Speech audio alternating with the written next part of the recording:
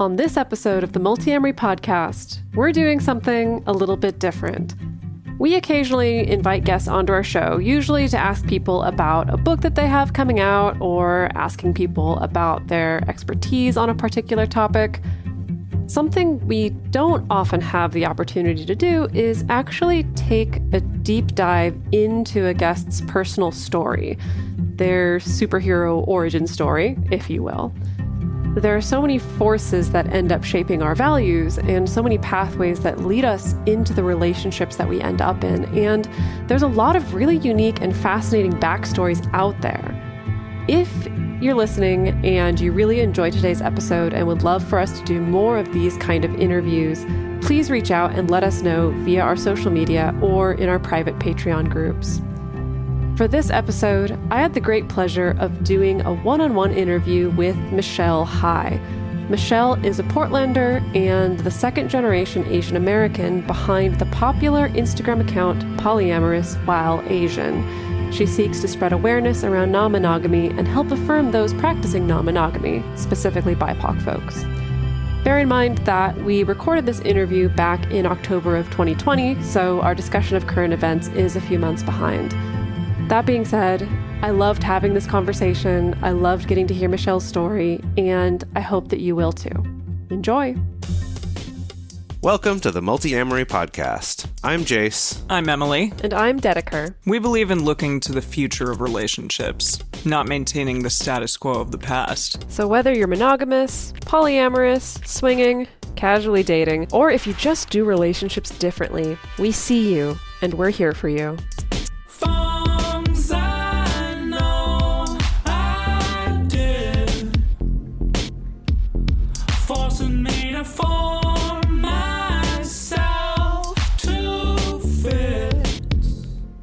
So I really struggled with knowing where to start with these interviews, so I'm just going to toss out a question and we'll see where it goes. Can you remember some of the earliest messaging and lessons that you recall getting about romantic relationships and sex? Gosh, yeah, I feel like that's like a deep dive. Wow. Yeah, yes, we're just really jumping. Yeah. Almost into like child psychology questions here. So as like a child of divorce, like my parents divorced when I was about 6 or 7. So I think that was like a huge marker, I think, of like a mental marker for sure with regard to monogamy in our society. And that in this case, it didn't work. And of course, as an adult, I can realize that, of course, it was for the best. That particular relationship didn't work.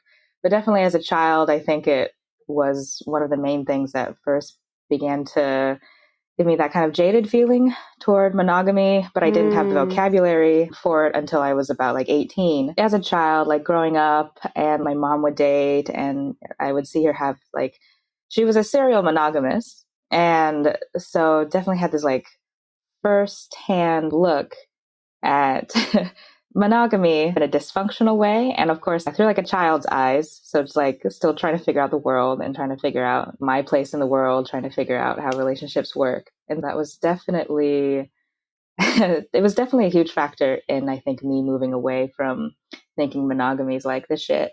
And it led me to start watching like rom-coms. Like my mom loved rom-coms and stuff. And like the love triangle trope, very common. But yeah, as a kid, like as an adolescent and as a teenager, I began thinking like, oh, why can't they like work it out? Isn't that a thing adults could do? Maybe he seems fine. He seems fine. They could share. Is that something that people do? I don't know. Wow, that's so fascinating. Because I feel that looking at our typical rom-coms, and especially rom-coms of, let's say, like the 90s and early 2000s, that there's so little in there to suggest any quote-unquote sharing whatsoever. And I think that's so unique that independently you were like, people should be able to figure this out. I don't see what the problem is. Yeah. One of my mom's favorite rom-coms was Sweet Home Alabama. So like with Reese Witherspoon. I saw that one in theaters. Oh man. Yeah. So I saw that movie a lot. And like in that movie, a lot of the time they have the love triangles where they insert some like shallowly bad trait for one character to make it seem okay. The easy choice is to go with the other character. But in that movie, both of them were fine. Both of them were, I think, pretty good. I'm trying to remember, and I probably have not seen it since I saw it in theaters, honestly. So I'm trying to remember. Yeah, because it was like her partner at home. I thought his bad trait was just that he was like rich or something. Yeah, the Alabama husband, like his bad trait was just maybe that he was a bit rough around the edges. And he wasn't like abusive or anything like that. And then the Patrick Dempsey character, like they kind of made him flawless. And so I think that was one of the main movies where it's, can't she figure out a way? Can't the three of them figure out some sort of way to share? So that was definitely something that like played in the back of my mind. But I think even at that time, monogamy was still king in my mind because I didn't have any formal exposure to anything different. So even though I had these kind of misgivings, I didn't have the vocabulary, and I was still probably like, oh, I'll probably get married someday and have kids and blah, blah, blah, blah, blah. Did you and your mom have conversations about relationships and dating when you were young, and especially around that time that she was dating? No, we didn't. Not really. It was a lot of specific messaging, I think. I think in her way, kind of feminist messaging, where it's if you ever get into a relationship with a person, always make sure to be financially independent and always make sure to be emotionally independent and be strong so that you don't have to be like codependent on anyone. So I think that was a lot of the messaging is just don't fall into any, I guess, conventional trappings with romantic relationships, even though time and time again, I think looking back, I think she herself fell into those trappings, and she was definitely doing like a do as I say, not as I do. Yeah, I was going to say that sounds like a lot of mixed messaging, and probably not really intentional necessarily, but yeah, a lot of different takes to absorb as a kid. And yeah, so it wasn't until I just started college. I met a guy at a bookstore. And eventually we started talking, and he recommended the book Sex at Dawn to me. And it was his way to introduce like, the open relationship thing, because at the time, at the time I didn't know that he already had a girlfriend. And so he gave me that book to read. And reading that book was pretty mind-blowing because, that was my first time being introduced to a lot of the formal concepts of vocabulary and definitions around non-monogamy. And reading that book, things just clicked. And like the misgivings I'd had and all the little like nagging notions that I'd had as a teenager started to kind of find a place. Interesting about Sex at Dawn, because I know, I mean, for myself and for so many people, it's one of the top 3 of like formative books, as it were, at least in this particular time period. And I know for some people, reading Sex at Dawn is very much like a turn off, kind of diving into the evolutionary psychology and also having to swallow almost this implication of you're naturally non-monogamous, that's what you should be. But I know for so many people, and it sounds like for you as well, that this is the, for lack of a better, slightly like come to Jesus kind of moment, a little bit, something like that. A little bit. Yeah. I really appreciated that approach, and I'm glad that was my first introduction to it, because I think they're like the other books. I know like Opening Up is more toward like couples and things like that, but Opening Up more than 2, a lot of like how-to guides. Yeah, they're more like how-to guides. And so I think this introduction as this anthropological argument for non-monogamy being natural helped things click into place better because, I don't know, if maybe it was like just a suggestion of there's science behind it. So it helps my mind be like, oh, okay. It must be okay. Right. Yeah. I'm curious to ask, because you mentioned briefly that you just had this assumption of, someday I'm going to get married and someday I'm going to have kids. Up until the age of 18, do you feel like that stayed pretty solid for you? That kind of assumption about what your future life was going to be or future relationships were going to be? I think so. As a teenager, I wasn't sexually active and whatnot. I was definitely more like the shy, just get good grades and just focus on that. And teenage boys seem kind of weird. I don't know.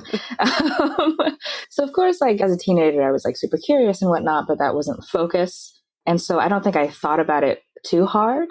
I think it was just an assumption that I just left there. And it was like, I would probably touch it later, but it's just not particularly relevant at this time.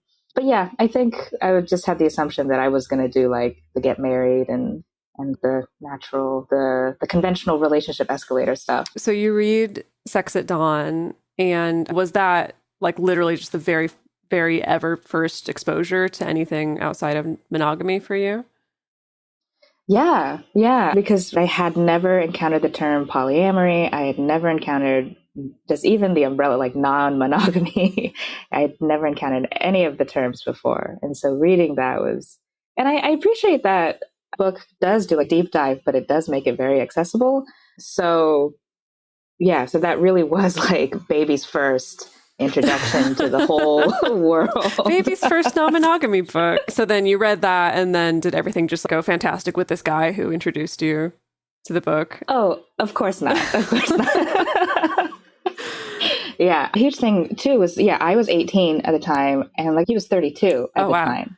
So there's definitely that age difference, power differential. And as a teenager, especially, just starting college, having this kind of attitude where I definitely bit off more than I could chew and thought I could handle things because I'm entering the world of adulthood now and I can handle these things. It's very thrilling. It's very exciting. It's scary and new. And just entering a new chapter of my life. And so just diving in head first because he had never been in an open relationship either.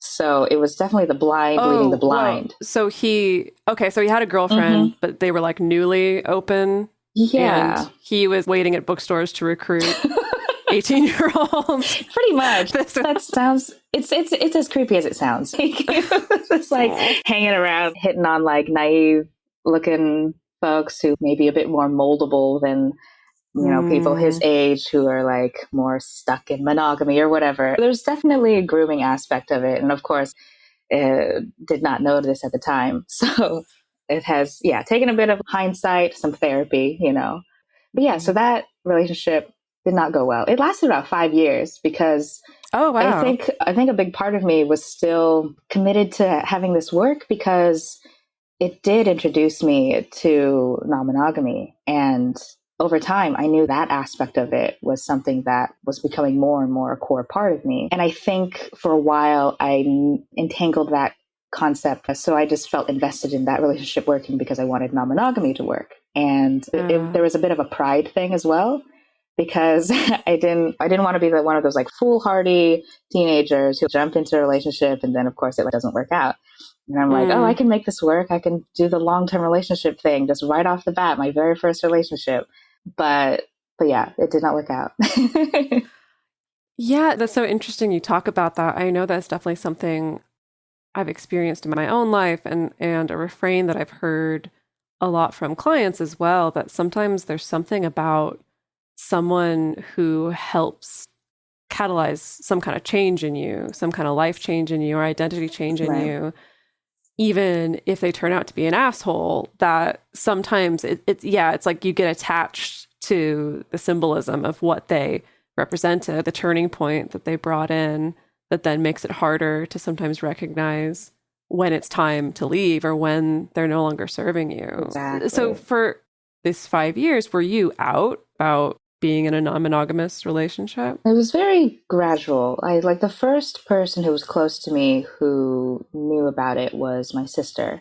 I'm the oldest of 4, all girls. And so, my closest sister, we're just 3 years apart and we're super close. And so she was the first one to ever know. It wasn't like easy news for her because I think it was kind of weird. And also like the age difference too. She didn't take the news well at first, but she became more and more accepting of it. And I think just as she just saw more and more that it wasn't necessarily like the non-monogamy was bad about the relationship, but just like the other person in the relationship. So it was my sister, and over time, my friends would know, and it would just come up. And most of my friends are monogamous, but they're pretty accepting. Yeah. With regard to other people, like the rest of my family, they don't know. And it's like still don't know. Right. They still don't also, know. Yeah. And even at that time, so like of course, when I told my parents that I was going out with a 32-year-old man, they were like, no. Especially since I was like still living at home at the time and whatnot. So they're like, no, don't do this. And it was very, very tumultuous.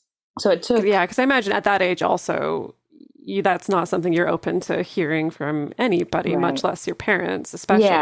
Yeah. And at that time, I think because the reaction felt like an overreaction. Like, I think the arguments that they were presenting weren't arguments that were like clicking. And it just seemed like a blanket no, as opposed to like, okay, let's talk about the situation and go through it. And so I think, yeah, especially in my 18-year-old brain, I'm like, oh, they don't understand. Of course. They never understand. I'm just going to have to do this on my own. I kind of had to kind of hide that relationship from my parents for a while. And it took, I think, 3 years in before they met for like Thanksgiving. And it was okay. But yeah, so to this day, they don't know that I'm non-monogamous. And at this point, it's one of those things where I'm not necessarily directly opposed to them knowing, but I do know that they would be uncomfortable with the conversation. So I'm in no rush, or I don't have any particular desire to really talk to them about it, because right. Yeah, I don't particularly need their validation to tell me that, what I'm doing is okay or not. And yeah, if it's just going to bring up discomfort, it's just not worth it at this time.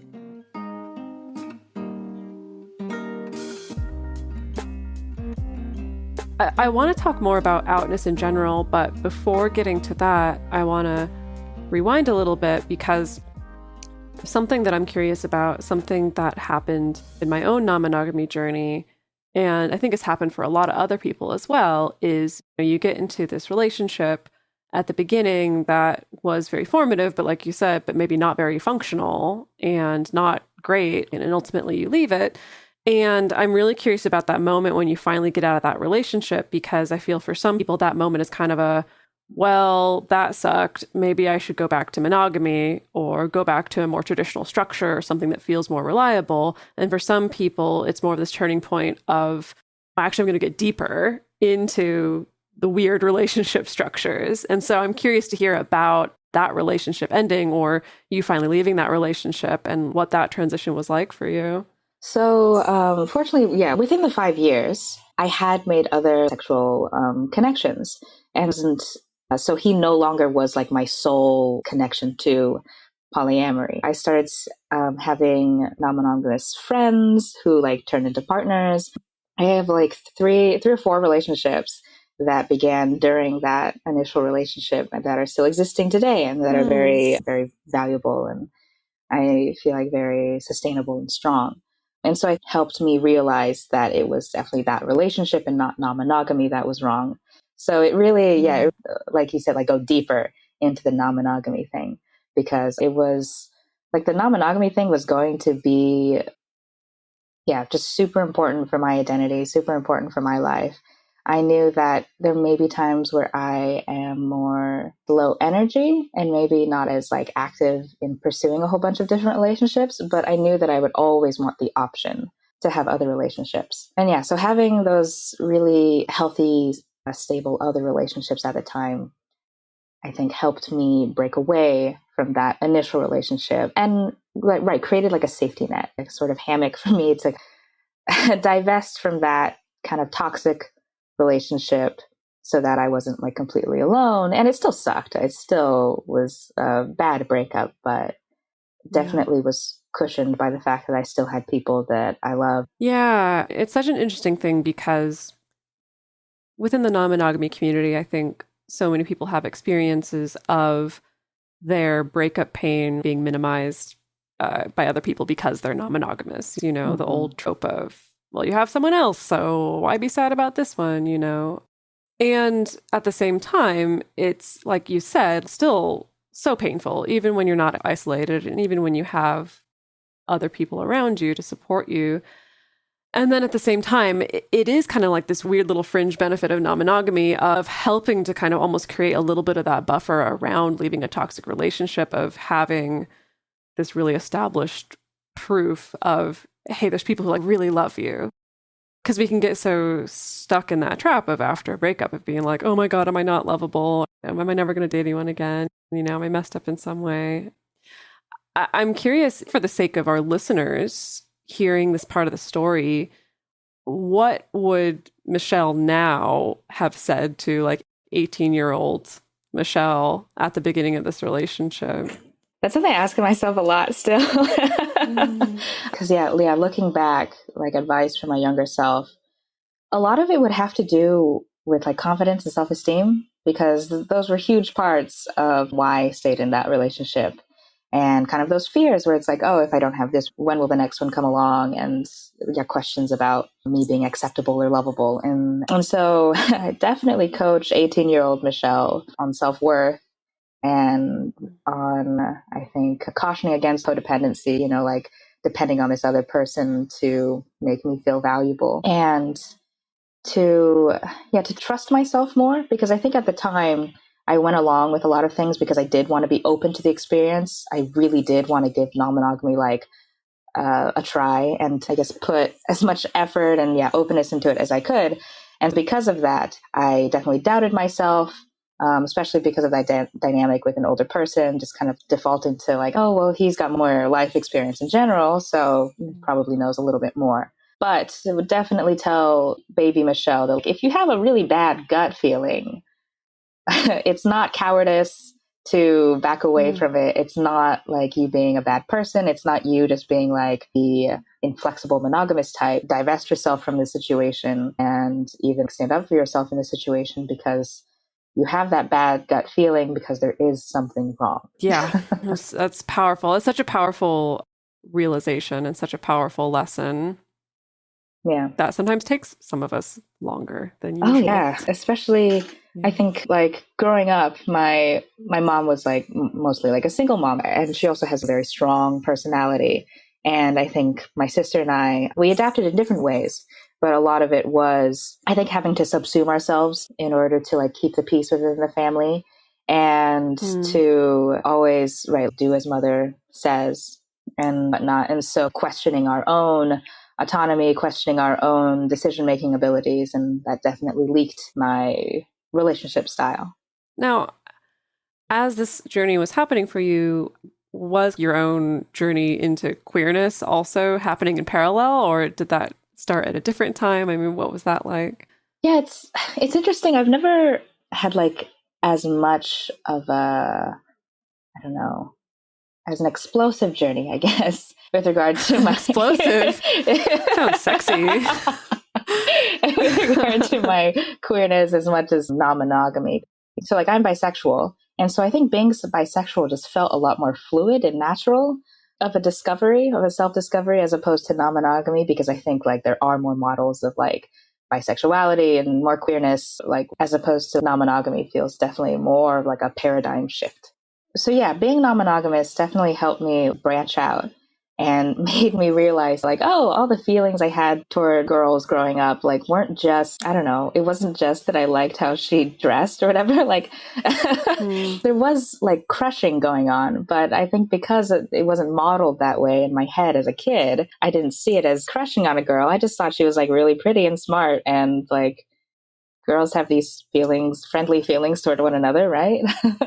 I know when I was growing up, it was, again, looking at it in retrospect, it's like my girl crushes showed up as really wanting to be someone.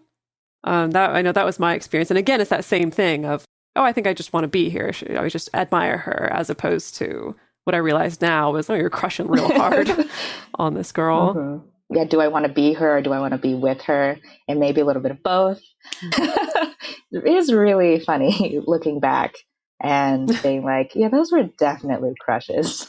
And you definitely had a lot more crushes on girls than you did on boys, if we're going by this standard too. In your family growing up, do you feel like there was an expectation of straightness? In kind of like that default way. Although I was pretty sure that my mom would have been okay if I came out to her as gay. She seemed pretty open to that. I don't think she necessarily would have known what to do with it when we were kids, where she's like, yeah, I don't care if you guys turn out to be gay or anything like that. I'll still love you. So I think I was fortunate. I was fortunate with that. I still haven't talked to her about my sexuality though, even though she's talked about that, because I think, again, there would be that level of discomfort. I think with my mom it'd be okay. I think she would just kind of internalize it and try to think about it on her own for a while. My stepdad, there's definitely some like more homophobic vibes, definitely some bit more of like the straight cis toxic masculinity. It's not something I have any desire to talk with him about. But yeah, I think my mom would be relatively cool with it. I saw on your Instagram, you're posting specifically about being at that intersection of queer and Asian and putting out that call of letting other queer Asians know that you see them. And I'm jumping ahead here a little bit because you've been running Polyamorous while Asian for how long now? I started at the end of February. So what is that? 8 months? This year. Yeah, this year. Oh my goodness. Yeah. Like no time whatsoever. I thought for sure that you've been doing this for years, just with how it's grown. No, that's been a really taken surprise. off. That's been a surprise how much it's grown. But I think a big part of it is because I found like that niche where it's like polyamory is still not there are like a lot of resources. But yeah, so the polyamory niche, but then not only like person of color, but like Asian, and there doesn't seem to be very many. Yeah. Yeah, it was such an interesting thing because when I was prepping for this recording, I typed into Google polyamorous while Asian to see what it would bring up. And it is so funny that the first thing that comes up is like this Quora post of people being like, is there polyamory in Asia? Yeah. Like an old Reddit post from like 5 years ago of someone being like, I'm an Asian man and feels like there's no space for me in this community. So it's true. It really seems like there is such a need. Yeah, and it's like I know people are out there, but and I think I've made the same Google search, and I think I've come across those same threads where I know those people are out there, but I think there are a lot of like I think polyamory in general is still kind of stigmatized, and people still judge people for it. I think a lot of Asian communities, especially like your parents or immigrants, still fairly traditional and conservative, and a lot of Asian countries like my family, my mom's side is from Taiwan, and they're like I think the first Asian country, or one of the first to pass LGBTQ equality laws. But yeah, still fairly conservative. And that definitely translates over to like, even if, you're an Asian American, still a lot of stigma and fear of judgment, and you don't want to be cut off from your family. Your parents were immigrants as well. And would you say that in your experience growing up, it was like a similar mold of kind of carrying what you feel to be more traditional conservative values, or do you feel like it was different in your experience? There was, because there's definitely that issue of feeling the need to assimilate. I think my mom definitely wanted to assimilate a bit more than my dad did. My dad is more traditional Chinese, and he's not super conservative. Actually, he wouldn't care if I was gay or not. He's like closer to his family, and I think they have more of the big Chinese family kind of thing going on my dad's side. On my mom's side, it's much more intimate. So we do have like family in the Portland area, but yeah, we don't do like the big Chinese gatherings, except maybe Chinese New Year. And even then it's pretty small. It's usually my grandparents, my parents, my sisters, and I. Especially after my parents' divorce, my mom definitely wanted to do a bit more with her life, like pursue a college degree, get an education, get a career, and she's super ambitious. And I think she wanted to explore a lot more that she didn't get to explore because she got married to my dad pretty young, had my sister and I. So she was just this stay-at-home mom in this, and she'd only been in the United States for about 5 years by the time she had me. Oh, wow. So yeah, she hadn't gotten to do a whole lot of exploring. And so yeah, the divorce, I think, was definitely a new chapter for her. And in a way, like she had wanted to, I guess, Americanize a bit more. In her upbringing for us, it was a mix of more traditional, like get good grades in school, go to college, get a lucrative degree so you can get a good job. That kind of pressure. But she wasn't full on like, I guess, quote unquote, tiger mom, where it's like, okay, you have homework and then you have violin and piano lessons and then this and that and that. So it wasn't super strict quite like that. It was a bit more just like, I guess, teaching her children to be a bit more self-sufficient and kind of self-managing. So it was a mix of, I guess, like the Chinese conservative strictness and more of the American, maybe more of the attitude of like, oh, explore and have fun as well. So interesting you bring up assimilation. That's such a big part of the immigrant experience, either the resistance to assimilation or the desire to assimilate or being caught in the middle of that, and especially also the trickle-down effect on children of immigrants. And I think it is also interesting to look at those of us who are in the queer community or the non-monogamous community, the way that almost similar struggles play out, of course, in a very different way. But, I think about queer marriage rights, for instance, simultaneously being such a victory, and then also, on the other hand, often critiqued as just trying to assimilate into this colonial white heterosexual model that we've been given. Right. And I mean, I see the same thing, because it's like, I mean, how many interviews have I done, and maybe you've done as well, where someone's asking like, oh, how do you feel about polyamorous marriage? Do you want polyamorous marriage? And I'm sure that's something, you've been cognizant of in these communities as well. I mean, yeah, like for me, I think marriage can be important, and I don't disparage anyone who thinks that marriage is important, because it is nice for sure. You get tax breaks and stuff. But it's a good tool. I mean, it's not a bad package for sure. Yeah, like I've joked that like probably down the road, like I wouldn't be opposed to marrying someone that maybe I don't have necessarily romantic love for, but like it is like viewing it as a tool, because I think a lot of like the issues with regard to like polyamory and marriage are things like, well, who gets to visit who when someone's in the hospital. That is still pretty shitty. There was somewhere in New England or on the East Coast where like a city passed some sort of law. Yes, it was in Massachusetts. Yeah, for domestic partnerships, I think. Something like that. So like things like domestic partnerships, things that like, I mean, I feel like these things shouldn't be like so codified in law, where it's like, oh, who's allowed to visit you in the hospital? Like, yeah, your wife or your husband can, but maybe not your like sister who you may be closer to.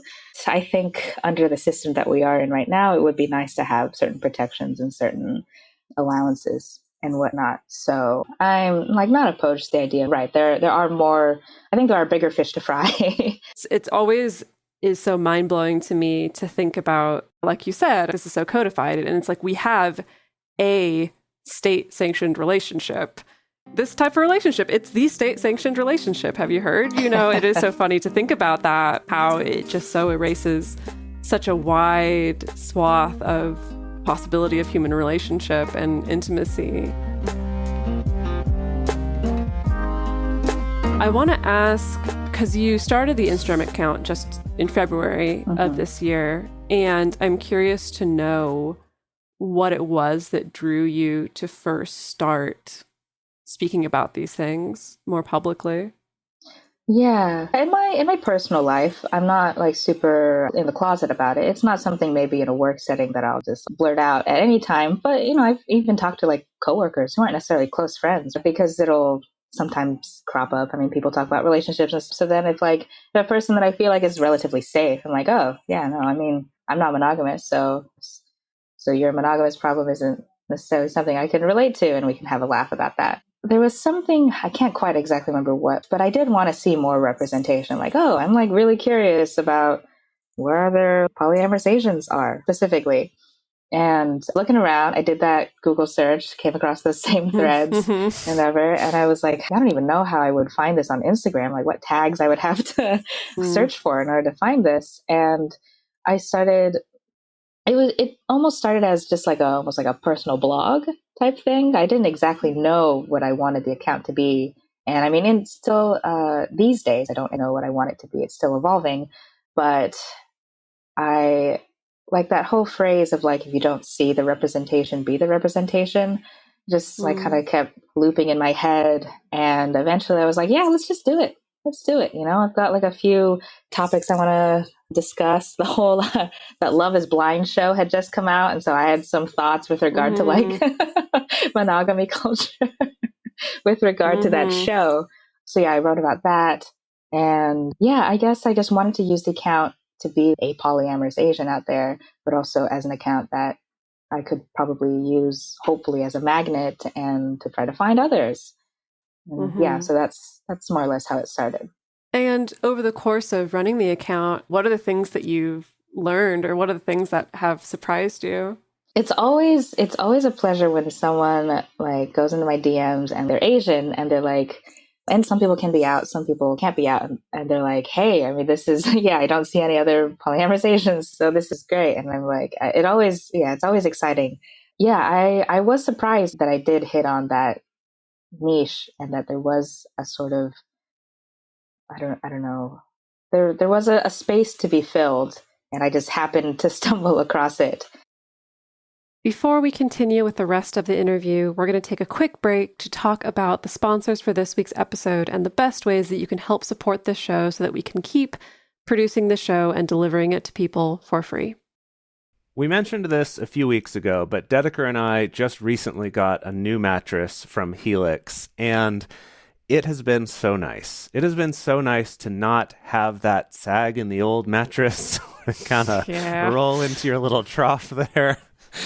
It's what's also been interesting is that we specifically got a mattress because Helix has a bunch of different types of mattresses. We'll talk about that more later, but we specifically got one that's for different types of sleeping, for people who sleep on their side and their back and their stomach, all of those. But I've found that on the Helix, I have been sleeping more on my back than I normally do, which is supposed to be one of the healthier positions for sleeping.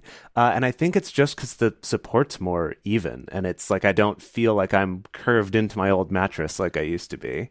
Yeah, I've noticed the same thing, that I just like naturally find myself waking up on my back a lot more, which is really good for my neck because I'm someone who tends to wake up with like neck and shoulder problems because I'm a side sleeper usually. But now I am a reformed back sleeper. Wow. Yeah, so Helix Sleep has this quiz, takes about 2 minutes to complete, matches your body type and your sleep preferences with the perfect mattress for you, like we were just talking about. And everyone's unique, and so they have so many different models of mattress, but instead of that being overwhelming, you just take this quiz and it helps you figure out which one's right for you. Yeah, so when I took the quiz, what was cool is they do let you put in the name of the other person who's sleeping with you or going to be most likely to be sleeping with you on this mattress. You can kind of answer for them based on their sleeping style. And they will give you a particular type that matches you as a couple sleeping together or you as just one person sleeping in the bed. I ended up matched with the Dusk mattress, which is fairly middle of the road, most likely to be pleasing the largest number of people with a variety of sleeping styles. So keep that in mind. Wink, wink, wink, wink, wink. It also makes for a great unboxing video. It really puffs up like a little marshmallow. They sent it to me. It was pretty awesome. Yeah, it's pretty awesome. So if you are in the market for a mattress, take the quiz, order the mattress that you're matched to. It comes right to your door. It's shipped for free. You don't have to go to the mattress store. You don't have to lay on a mattress to test it out that a billion other people have laid on. But you don't have to take my word for it. Helix was also awarded the #1 best overall mattress pick of 2020 by GQ and Wired magazine. So if you want to grab a mattress today, go to helixsleep.com/multi and take their 2-minute sleep quiz, and then they'll match you with a customized mattress that will give you the best sleep of your life. They have a 10-year warranty, and you get to try it out for 100 nights risk-free, and they'll even pick it up for you if you don't love it, but trust me, you will.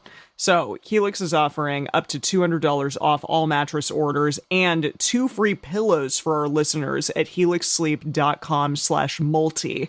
That is helixsleep.com/multi for up to $200 off and 2 free pillows. A silver lining that I have found of being in lockdown and being forced to stay at home a whole bunch is I've had a lot of opportunities to actually really reconnect to my body and start moving again and dancing again and doing strength training again. And it's felt really, really nice. And also part of that is I've started taking vitamins for probably the first time since I was a teenager. And something that's been really helpful for that is our sponsor, Care Of. So Care Of makes it easy to maintain your health goals with a customized vitamin plan that's going to help you feel your best today and support you in the long term. All of Care Of's products, they're formulated with good-for-you, clean ingredients that are backed by science. And also, this is my favorite part, they are very transparent about the research and the sourcing behind each of their products. So when you look up a particular vitamin on their site, they will link you directly to the research studies so you can read them yourselves. Not a summary of the research study, not just one line that's very generic. Like literally you can read the research study that they're citing. And they're also very upfront about where they source their ingredients from. Yeah, and so Dedeker, you've had personal experience with that, looking up those studies. I also wanted to share my personal experience of taking their quiz. So they have this 5-minute online quiz that asks you questions about your diet, your lifestyle, and health concerns to help you find the vitamins that fit for your life and for what it is that you're looking for. I took it, Dedeker took it, my brother took it, and especially with my brother and I, it was interesting because we have kind of similar genetics, I guess. And so we have some similar concerns with our vitamins to see like where they were similar and where they were a little bit different, because after you take that quiz and Care of recommends a vitamin sort of routine for you, you can customize it. So you can still go in and be like, actually, I don't want this. I'm going to switch to this other thing or whatever it is. You can tweak it however much you want. Yeah, and then if you decide that you want to tweak it further, like you've been taking vitamins for a while, and then ultimately you're saying, okay, I need something else, then you can customize and change it at any time. Whatever you receive is totally up to you. We all love it, and we know you will too. And for 50% off, they're giving you a huge deal here. 50% off of your first Care of order. Go to takecareof.com and enter code Multiamory50. So that's 50% off of your first Care of order at takecareof.com with our promo code Multiamory50. Hey, Multiamory listeners. We believe that regardless of what relationship style you're in, you should have access to content that acknowledges you, affirms you, and includes you. And we also think that that information should be freely available. There's a trend that's going on right now, you may have noticed with podcasts, that a lot of them are starting to move behind paywalls. Some of the big companies are trying to monetize podcasts by making you pay to listen to them at all or to hear more than one episode of them. But it's really important for us to be able to offer this show to everyone out there for free and to be able to offer things like listener hangouts and stuff like that. And the main way that we've been able to do that so far is from the contributions of our Patreon community. That's right. Our Patreon community is really what keeps this show going, and it also is a way that we can give back to you. We have a private Facebook group, we have Discord communities, and we can also give you things through Patreon like early releases, things like bonus episodes. We have regular video discussion groups, which are really, really incredible every single month. We have so many amazing people from all over the world joining them, and it's just a lovely way to interact with our community. And also sometimes we're going to throw you some free merch, and isn't that cool? I love free merch. So if this show has brought you value, if you love the fact that it's coming to you for free, it's giving people out there some great information on relationships, regardless of what sort of relationship configuration you're in. And if you want to interact with our amazing community, then go to patreon.com/multiamory and join us. We would love to have you, and we really, really appreciate the support. I saw that you started doing peer support sessions with people. Has doing that shifted your perspective on anything? Like overall, it's been really great, like being able to connect with people one-on-one. And yeah, I've been non-monogamous since like 2012, so it's going on 9 years. And of course, over time, you see patterns and whatnot. But then it's very different when you're talking to people and, you know, they're talking about more like sensitive topics, more specific topics with regard to their relationship. Yeah, we all really are kind of in the same boat. There are so many patterns, so many different things where it's like you recently, talking about being introverted and being anxious and polyamorous. Like, I think a lot of representation is just the higher energy types, and that's how they can have so many different relationships and can like bounce around and whatnot. But yeah, like in these peer support sessions, a lot of other people have anxiety. A lot of other people are lower energy types, and they think that non-monogamy can't work for them. And I'm here just like, no, it definitely can. I mean, like, I can tell you from personal experience, like, it definitely can work. That's interesting. Talking about the low energy versus the high energy. It's not really something that I've quite explicitly thought about before. I know in my own experience, I feel like I've always been a very low energy in regards to this.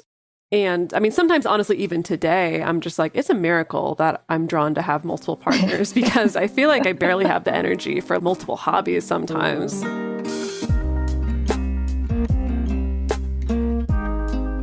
I noticed that on the Instagram, you've also talked a lot about body neutrality, which not exactly a trending hashtag. I feel like the trending hashtags are very much in body positivity, and I would love to hear more about your thoughts on that. Yeah, so body neutrality was a term and a concept that I came across last year because of my therapist. And so my therapist, a big part of the work that she does has to do with body image and whatnot. And so we were just in a session and she's like, okay, so of course we want to move away from feeling badly about your own body and whatnot. But also there seems to be a lot of pressure, especially these days. Like it's well-meaning, but it turns into a lot of pressure to like love your body and to find it sexy all the time and to find it just awesome all the time. And so the mind-blowing thing that she hit me with was, what if you didn't have to do either? What if you didn't have to feel either way about your body? What if it was just your body? And I remember sitting back and just like, what? And so she expanded on the idea saying like, your body is just like this sack of meat, right? It's meat and bones, and it houses your brain. It allows you to hug people. It allows you to take in food and nourish and, get the calories you need to walk around. I think more just focusing on what your body does or allows you to do, as opposed to, I think, viewing it from a framework of having to add value to it all the time. Like it has to be like sexy or perfect, or like even if you're like plus size, where like it has to conform to still a specific shape, like if you're in a bigger body. So yeah, just more of this idea of moving away from putting judgments on your body, and I think honoring it in these smaller ways to get away from either the pressure to view your body in a positive light or a negative light. How does that translate to the everyday? Yeah, so what I've done, a lot of it is, I think, getting used to my body again. I think for a long time, it was me kind of like tolerating my body, and like some days, maybe I'll feel good about it, and then other days it's like I feel crappy about it. But something my therapist told me is just like, like take selfies of yourself, like frame yourself in ways that, make yourself feel okay, and kind of continue to expose yourself to your own body. And she also like recommended, yeah. Yeah, sorry, I just had a little shudder. Yeah, I mean, all these things where it's like, it kind of seems simple, but kind of not, especially with a lot of the messaging that we get. And yeah, so she encouraged me to like follow accounts that like, make you feel good about body image. And like, if you follow an account that makes you feel bad about body image, just unfollow that. You don't need that. And like a big thing for body image to me is like, when I see other people, I don't, of course, nearly have as much judgment about these other people as I do on my own body. So like the more and more I like am cognizant of, I think, of either the neutral or positive thoughts that I have about other people, the more I can be cognizant of, I think, my own thinking about myself, and catching myself when I'm like feeling down, where it's like, oh man, that part's kind of flabbier than I want it to be, or there's like those stretch marks and stuff. But just like continuing to expose myself to, I think, all of this thinking, and it's kind of serves as a sort of inoculation in a way. I think the exposure bit has been huge for me personally. I think it was the writer Jill Filipovic. She wrote a book specifically about feminism and happiness. And I think she was the one who pointed out that, part of the current body positivity movement and feminist movement has resulted in us being willing to be very praising and effusive of other women's bodies, other women's imperfect bodies. But still somehow having the sense of like, I can do that for other women's bodies and never for, and that's such a weird, dissonance. It is. And like another part of like underlying piece of work that I do in therapy is like, she always says, let's put Michelle first. And I think there's a big issue with like a lot of people. And I think like a lot of women specifically to put other people first. You have to think of other people's feelings, and sometimes it's like for maybe life or death reasons, you have to be careful about what you say, what you look like and stuff, or else, other people might take advantage of you. And I think that is one of many, many reasons why it's difficult for people to like accept compliments for themselves or praise themselves, but like it's easy to do for other people. I'm curious to know, you're really in the thick of creating this representation and really supporting people and amplifying voices in the community that need to be amplified. And I'm curious to hear from you, like, what do you see in the future for the non-monogamous community, the queer community, or, what are the things that you hope for? Yeah, I mean, gosh, I mean, especially right now, yeah, with Black Lives Matter protests across the country and even internationally too. And I think more and more conversations regarding different levels of oppression and inequalities, and that there are different tiers in our society that just are not looked at and talked about. And, definitely like class and race are huge factors. So I do want within queer communities, within non-monogamous communities, like there are race and class issues for sure. And I definitely do see people talk about them, but we can definitely talk about them a lot more and actually like work together to create solutions around this and create more like meaningful inclusion and actually look at the deeper reasons why are a lot of non-monogamous communities like predominantly white, even in areas that are not like overwhelmingly white areas, but the non-monogamous community within them very white. And so having those conversations, I think is like a direction that we're going. This is like such an ongoing conversation and something that has been on my mind a lot lately. Because I mean, so many people are having these conversations and have done such a wonderful job of like really analyzing and looking at, the intersection of non-monogamy and race and class and ability and things like that. And something that's been coming to mind for me is who gets access to the privilege of fully expressing yourself. Mm-hmm. It's like, to a certain extent, of course, we have the mainstream that's always going to react negatively to anything that's a little bit different or any kind of self-expression that's a little bit different. But as we move through time, who gets privileged to access that first, Mm-hmm. So where's the best place that our listeners can find more about you and your work? Yeah, so I'm on Instagram at Polyamorous While Asian. Michelle, it's truly been a pleasure to have this talk with you. Thank you so much for your time. Oh, thanks for having me. This was awesome. Thank you, everybody, for listening today. We're going to be sticking around to do a bonus episode with Michelle. We're going to do a little bonus round of questions, as well as a little bit of chat about compersion. If you haven't already, definitely go follow the Polyamorous While Asian Instagram account. The best place to share your thoughts with other listeners is on this episode's discussion thread in our private Facebook group or Discord chat. You can get access to these groups and join our exclusive community by going to patreon.com/multiamory. In addition, you can share with us publicly on Twitter, Facebook, or Instagram. Multiamory is created and produced by Jace Lindgren, Emily Matlack, and me, Dedeker Winston. Our episodes are edited by Mauricio Balvanera. Our social media wizard is Will McMillan. Our production assistants are Rachel Shenowork and Carson Collins.